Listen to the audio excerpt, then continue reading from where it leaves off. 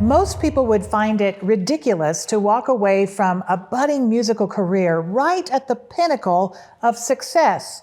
But that's exactly what my guest today did, turning away from the cup of power, money, and fame for that pursuit of the more authentic call, the call of Christ.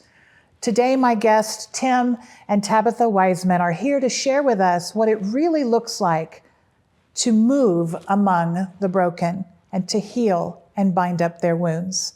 Please stick around. You don't want to miss this story. Hello, friends. This is Brenda Crouch, and I want to welcome you to Inside Voice.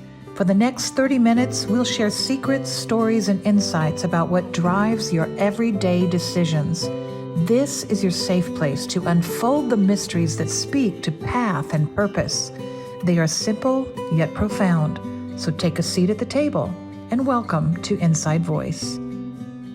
I am so excited to introduce you to my guests today, Tim and Tabitha Wiseman.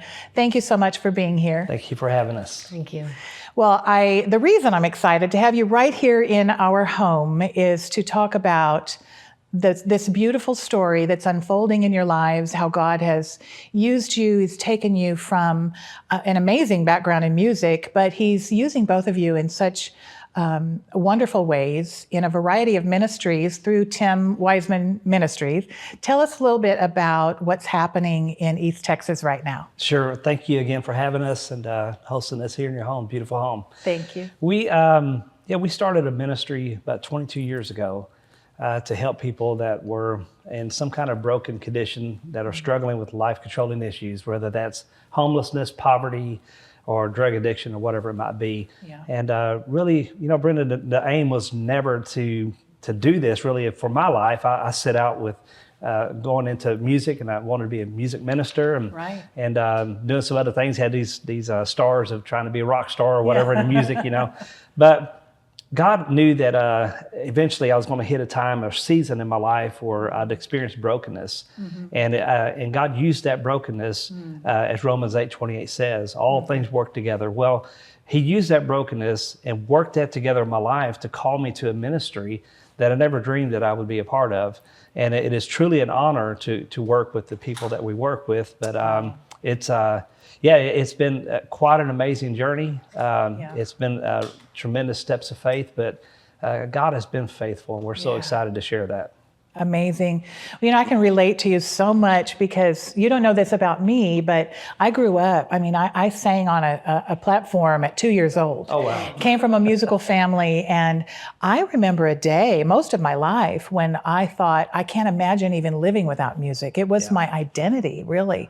And so for the Lord to really walk me through my own brokenness and to face it, and my own unraveling of the alter egos and the things that we so often want to find our significance and our self-worth from.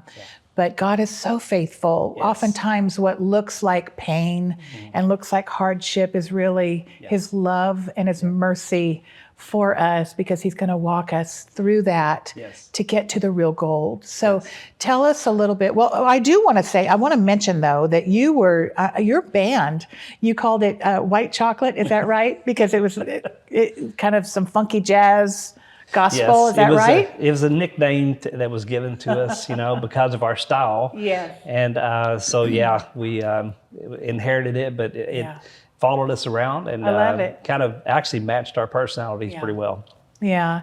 And you opened for artists such as Mercy Me, Kirk Franklin, Michael English, the Crab Family.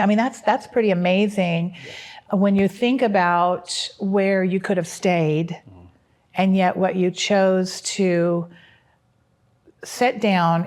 I know music still runs through your blood and your veins, and you still are active with music, but to be able to set that down as an identity, so to speak, and then to pursue the call of Christ. Yes. Tell me what that looked like at that time of your life. Sure. What was it that happened? Well, it was a very pivotal moment for us. We were in Branson, Missouri, and we were doing a show at the Owens Theater, which is downtown Branson. It's the oldest theater in Branson, Missouri. And our band sort of split. Some of us were were really worshipers at heart, and we our heart was to see a congregation or an audience really moved in a time of worship and relationship with Christ, and ultimately bring that to a part where they find a relationship with Christ. Well, the other part was pursuing what I guess our backers and managers and other ones were pushing, and that's to be really a commodity, to be something that people can sell and make money off of. And so we got back on our tour bus that afternoon, and all of us, it was we call it intense fellowship. We really came to some terms, and two of us, me and one other gentleman, decided that it wasn't for us, So we ended up going back to here to Texas, and walking away from it. And little did I know it was the greatest decision, of my life. And God actually honored that, what seemed like a very low point, to walk away from the dreams and the stars and different things that I thought were before me, when in essence, what we're doing now means so much more. This is the homeless and the ones that are struggling with addictions. Those are the greatest audiences I could have ever had. And so I feel very honored to be ministering to them now. And worship is just, music has really changed. I had a lady tell me a long time ago that worship is your worship. And that's where you really get intimate with God and find that faith and find the things that you need in moments of struggle. And so I still have music as a major part of me, but it's just used differently now. It's used for really a worship and a time of intimacy with Christ. Yes. Oh, that's so beautiful to me. And I think that, we live in such a celebrity culture, even in the church. I mean, this has invaded the church, and it's really a narcissistic culture. And that is destroying us from the inside out. Absolutely. And I think we have lost our appreciation for what the ministry of Christ really is. And, Isaiah 61, I mean, we are called to bind up the broken. And he tells us that whatever we have done to the least of these, we've done it unto him. And so that works in both ways. I mean, if we pass someone aside, if we set them aside, if we treat them like they don't matter, we've done that to Jesus. Absolutely. And so, I think we have to remember too that all human beings are created in the image of God. So how did you end up then launching out into a ministry? What did that look like? So it was born in brokenness. Again, I'm just sharing so many experiences, personal experiences, challenges. And one day we were doing an outreach. The two of us that left the group decided we were going to focus on outreach and turn this band into a place where we'd gone to where there's homelessness and some other activities in different cities. So we traveled around to Oklahoma City, to Dallas, and other places. And we would set up an RV and allow the homeless to come in and take a shower. We'd feed them. We'd pass out some clothes and any essential necessities they might need. And as we began to do that more and more and more, the more you get to know them on a personal level. Well, there was one gentleman named James Hall, and he rode up on a pink bicycle and had a flat tire and just really living in a tent, just really a bad situation for him. And I invited him to come home one day, just out of the blue. I really didn't anticipate it, but to your home. To my home. Wow. And that's how our ministry started, because he then knew someone else, and then they knew someone else, and they knew someone else. And so my living room became a dormitory at night. And we'd put out mats and feed them and just try to work with them as best we can. And it just kept growing, Brenda, and growing, and never anticipated it becoming what it is. That was never the goal. But God had other plans in mind. Yeah. And God's hand was over you. He was guiding every step. Yes, ma'am. So most people would be afraid to venture out that way and to invite people into their home. But that's something that the Lord obviously put on your heart, and you were faithful in the small things, and look what he's done. Yes. I mean, it's grown so much. Yeah. But at some point, you and this lovely lady, Tabitha, met each other, and I'd love to hear what happened there. How did you meet? And tell us a little bit about your background. I grew up not knowing Christ at all. I left home early and was in very abusive relationships. I found myself looking in and out of jail with this man down the road with drugs. We were looking at 45 years. We went to trial. We got released, and he just continued to beat and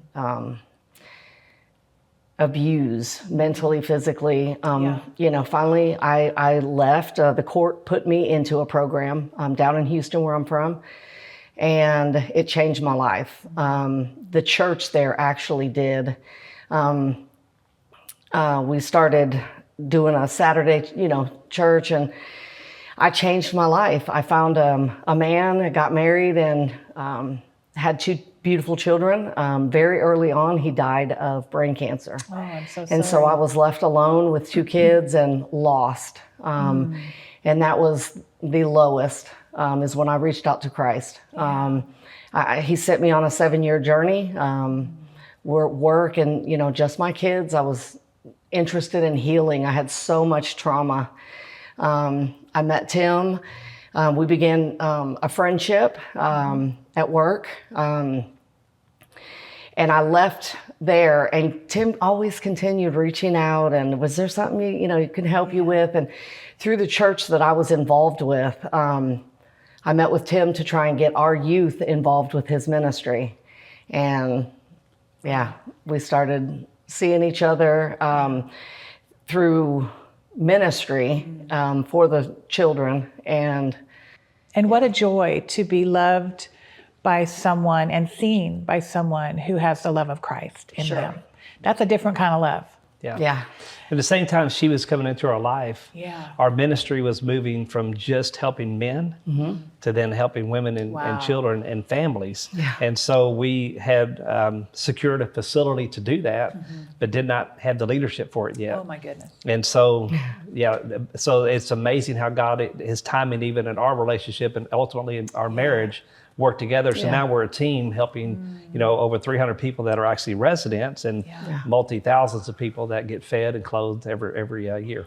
Oh, that's amazing. The timing of God, the way he orchestrates every detail and has purpose even in our pain. I mean, that is the grace of God at work. And this is what healing looks like. It's not just for us to sit and hold on to all the goodness. It's something that then, I think of Harriet Tubman, who, and I say this a lot, but it's my heart, that she could not sit in the luxury of freedom and not go back and rescue those that she loved once she had tasted that freedom. And isn't that the heart of Christ in each of us once we have experienced that liberty in Christ? I want to jump into the issue of addiction. This is something that has touched my own family on my father's side. Deeply, I've lost cousins to overdoses, and I've seen what drug addiction can do, how it can destroy lives. And I am a firm believer that as a survivor of childhood sexual abuse and domestic violence myself, this is really part of the heartbeat of ministry for me. I'm a firm believer that the enemy will use those wounds and the traumas to hijack us because he doesn't want us to connect back to the God, the creator that made us in his image. So tell us, Tim, what does, or either one of you, just open up to us right now about the realities of addiction. I mean, it's both inside and outside of the church, so it doesn't matter who you are. Yes. When David said, I was born into iniquity, that word iniquity means I was bent towards something. Right. And now that's pretty amazing to think, when you think about David, I was born bent towards something is really what he's saying. And so I've always found that fascinating because I do believe, my personal philosophy is we all struggle with some kind of an addiction. No matter what that is, we're all bent towards something that is a handicap in our life. And so when someone gets to a point to where they find themselves constantly giving in to a craving or whatever it is, and it becomes a life-controlling issue, it's controlling your life, then that's an addiction. That's something that it is controlling you, you're not controlling it. And that comes from different forms and fashions and experiences in life. For example, a gentleman that was in our program, his name was Donald Vaughn. So I get a call 1:30 in the morning from a bar called the Competition Lounge. And I got to know Donald just through these outreaches we were doing. And I knew he was a nice kid, but he was homeless, really struggling. And he was only 14. So how he got into this bar, I don't know. But I go down to this bar. The bartender called me and said, "Hey, look, Donald gave me your number. We're either calling the police or calling you. Somebody's going to come get him because he's been very disruptive." So I said, "Okay, I'm on my way." I run down there and put my truck in park, find a spot. I go to the front door of it, and it's got a big rainbow over the top that says, "If you're offended by homosexual activity, do not enter." And at the time I was working at a church as associate pastor, and I was thinking, oh my lands, I can't be seen. So I go get back in my truck, and as soon as I put it in reverse, I heard God say, "You can't pick and choose who you love." Wow. That doesn't happen in my kingdom. Yeah. So I put it right back in park, walked right in. The bouncer, I told the bouncer, said, "Look, I'm just trying to get somebody out." He said, "Doesn't matter, pay your $20. So, to get in, so paid it, found him, got him in my truck. I drove him around, Brenda, everywhere I could think of, trying to get him into some kind of shelter. And I just couldn't find any place that was open, no detox center or whatever else.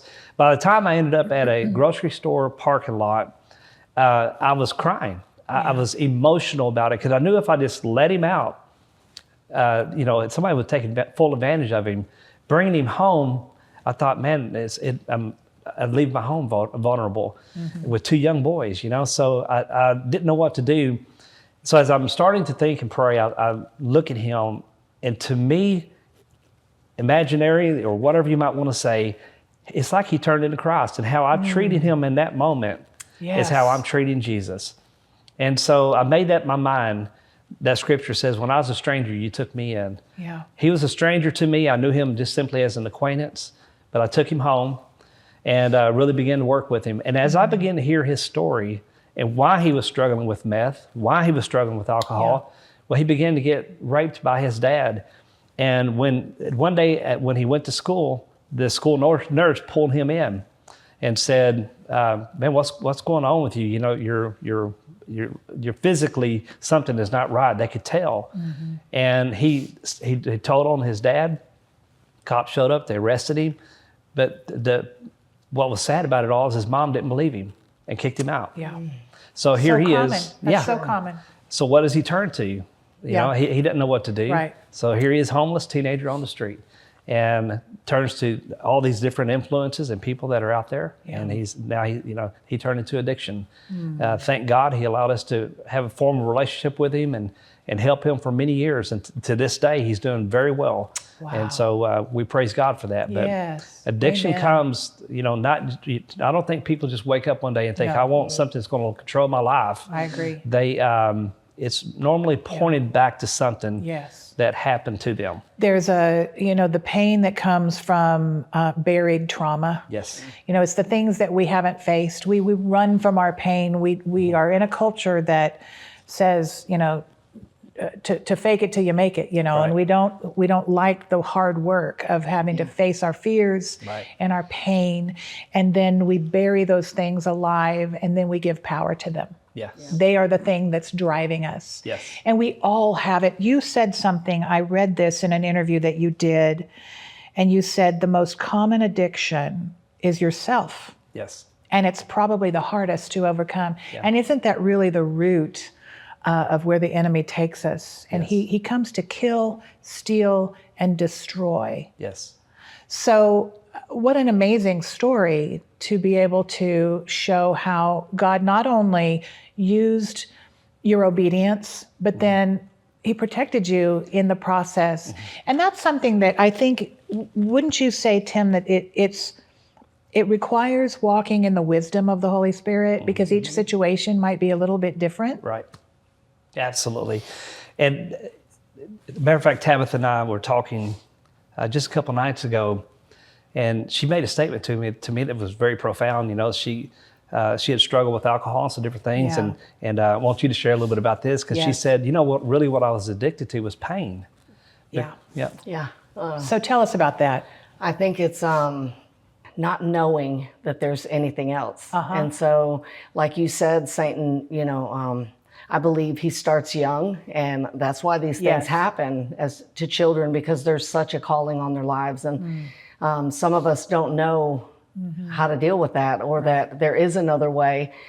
So what would you stop for Yeah. when, so. Yeah. I think there's an element of feeling like especially if you're numbed out a little bit to it, there's an element of being attracted and addicted to even drama. Sure. Yeah. And we then kind of go through these cycles, and we end up in these abusive relationships, and we don't understand it because that doesn't feel good when it's happening. But it feels something. Yeah. It's something. Yeah. And so if you've never felt true love, and, until I formed a relationship with Christ, I never knew what that was. And so from at least getting beat up, he would apologize later. And so there was something. Those cycles. Sure. And that's what we deal with the women. I mean, they will walk away from their children. We've watched them kiss their kids. CPS is there, and, they leave with men to go right back to using. It's difficult. Because the addiction is to maybe the codependency, there's a mindset, and what they're interpreting as love. Sure. When they actually don't realize they're walking away from From love. the true love, which is that baby that Christ has tried to, yes. It's heartbreaking. It is. And the amount of women that stay in those situations, and like you said, will even sacrifice, like your friend, was it Don that you mentioned? Yes. His mother didn't believe him. Right. Well, I have to say, why? And I think oftentimes it's just that element of denial, which is such a powerful elixir in and of itself, because I don't want my life to be interrupted the way it is. I am comfortable here, and at the sacrifice of a child and their safety. I mean, it's so heartbreaking. But these are the strategic complexities and elements that the enemy is using, the tools he's using to kill, steal, and destroy. Absolutely. But you guys are seeing real miracles happen. Absolutely. You're seeing here in East Texas where lives truly are transforming. I often say the reason we don't hear a lot of these stories, we hear the glamorous stories and, people on large platforms talk, but they rarely talk about these issues where the rubber meets the road. Sure. And I think people are a little jaded in our culture, and they're tired of TV preachers, and they're tired of the rhetoric that is empty. And what they want to hear is they want to see the real fruit of what Jesus does to love on and transform us in the belly of our pain. Yes. And you're seeing that happen. You're seeing miracles take place and lives transformed. You actually are very entrepreneurial, and you've got this kind of self-sustained ministry. Yes. Fill us in real quickly on how that works and how people can find you and support you. Sure. We learned a long time ago that as the type of nonprofit that we filed with the IRS, that we can earn up to 80% of our own income. Wow. So what we decided to do is, instead of having our individuals, when they get to the point where they're able to work and have some type of employment and income, that we'd like for that to be in some kind of controlled environment. So we began to start different businesses, and those businesses are 100% employed by our people that are residents of our program or in transitional housing. And so and everyone that's there has the same mindset. They're aiming toward the same goal. So they're not working or being exposed too much to people that would have a bad influence upon them. So it works really well for us. Plus, it also funds our ministry. So 100% of what... And part of the rehabilitation too, right? That's right. Because so many people come from living in tents in the woods, and that's their entire... So they don't know that you clock in at a certain time and that you take lunch and you have to ask to use the phone, and so it helps them. That's really good. You're establishing boundaries. Sure. Absolutely. And boundaries are very good. They're very healthy for us. And I think that, I've been sitting here holding the waterworks back the whole time as you talk, because it's just such my heart is connected to want to bind up the broken and to heal those that are, and set free those that are imprisoned by their lies. And I just so appreciate all that you're doing and all that the fact that you came here today just to share with us, and it's just a snippet. I want everybody to be able to find you, and anyone who's suffering from addiction or has a loved one suffering from addiction, how can they find you? You have a website? Or We do wisemanministries.org. Okay. They can look us up there and find all the information they need. Okay. Facebook's great as well. What's that? Facebook. Oh, yes. Every That's good. house has a page. We've got Isaiah 58 Farm, Wiseman Lighthouse is for women. Yes. Wiseman Life Recovery in Carthage for women. Wiseman Life Recovery in Henderson is a hotel. Awesome. And House of Disciples in Longview. That's wonderful. Thanks so much for all that you guys are doing, and love you both. Thank you. And would love to have you again sometime down the road. Thank you. Okay. And thank you, friends, for being with us. I know that this episode has touched your heart, and I hope that you'll share it with someone that you love. In the meantime, I'm Brenda Crouch. Join us again next time. Thanks for joining us at the table. I hope this video has inspired you to walk closer with God. And if you've been encouraged, leave us a comment below. Here's another video that can speak to your path and purpose, and check out this playlist. Be sure to like, subscribe, and share this video with your friends, and we'll see you next time on Inside Voice.